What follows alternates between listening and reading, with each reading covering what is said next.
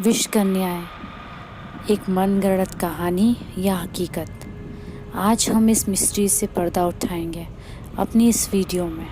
मैं हूं शनाया और आप देख रहे हैं आपकी अपनी फेवरेट चैनल रहस्यमय एडवेंचर। इस वीडियो को शुरू से अंत तक देखें और इस चैनल को सब्सक्राइब करना ना भूलें। आज मैं आपको विष कन्याओं की सच्चाई के बारे में बताने वाली हूँ, जिसे सुनकर आप पूरी तरह से चौंक जाएंगे। भारत में प्राचीन समय से राजा महाराजाओं के पास विष कन्याएं हुआ करती थीं, जो उनके सबसे खतरनाक दुश्मन को मारने या कोई भेद निकालने के काम आया करती थीं। इनके बनने की एक ख़ास प्रक्रिया होती थी। ये एक तरह की ह्यूमन वेपन हुआ करती थी। इस काम के लिए खूबसूरत बच्चियों को छांटा जाता था। ये वे बच्चियाँ होती थीं जो अक्सर राजाओं की अवैध संतानें होती थीं, जैसे दासियों के साथ उनके मेल से आई संतानें या फिर अनाथ या गरीब बच्चियाँ। इन्हें राजमहल में ही रखकर खान पान का ध्यान रखा जाता था। कुछ दिनों बाद इन्हें जहरीला बनाने की प्रक्रिया शुरू होती थी। कम उम्र से ही कम मात्रा में अलग अलग तरह का जहर दिया जाता था। ये जहर खाने में मिला होता था। धीरे धीरे जहर की मात्रा बढ़ाई जाती थी और इस प्रक्रिया में ज़्यादातर बच्चियाँ मर भी जाया करती थीं। नृत्य, गीत, साहित्य, सजने संवरने और लुभावने की हर कला में पारंगत बनाया जाता था। पूरा ध्यान रखा जाता था कि वो इस तरह तैयार हों कि किसी राजा महाराजाओं से बातचीत कर उन्हें लुभा सकें।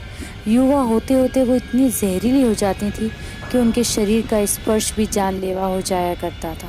चूँकि विष कन्या का पूरा शरीर यानी उनका थूक, पसीना, खून सब कुछ जहरीला हो चुका होता था, लिहाजा उनसे किसी भी तरह का शारीरिक संबंध जानलेवा साबित होता था। कहते हैं कि जब Greek Raja Sikandar Alexander the great जब दुनिया फतह करने निकला था, तो उनके गुरु अरस्तु ने उसे भारत की विष कन्याओं के बारे में आगाह किया था। दोस्तों, इस बात से अंदाज़ा लगाया जा सकता है कि विष कन्याओं का उस ज़माने में कितना दबदबा हुआ करता था।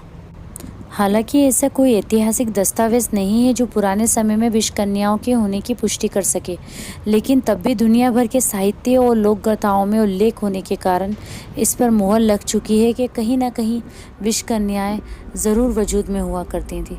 दोस्तों, आपकी क्या है? प्लीज़ कमेंट्स करके हमें ज़रूर बताएं।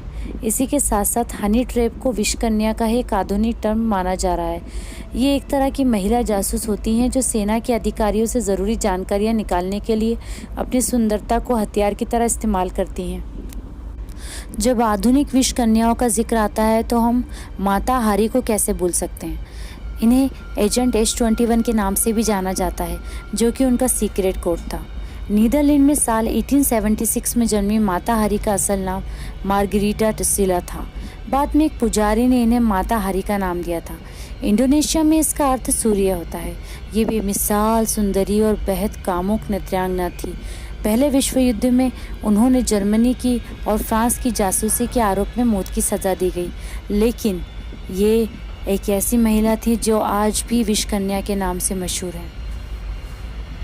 विष कन्याओं का अस्तित्व आज भी हर इंसान को रोमांचित कर देता है। ये वजूद में थी या नहीं, इसके बारे में तो कोई पुख्ता जानकारी नहीं है, लेकिन दोस्तों, ये एक ऐसी अनसुलझी पहेली है जो कि अब तक कोई सुलझा नहीं पाया है। Thanks for watching this video. Please इस चैनल को सब्सक्राइब कीजिए।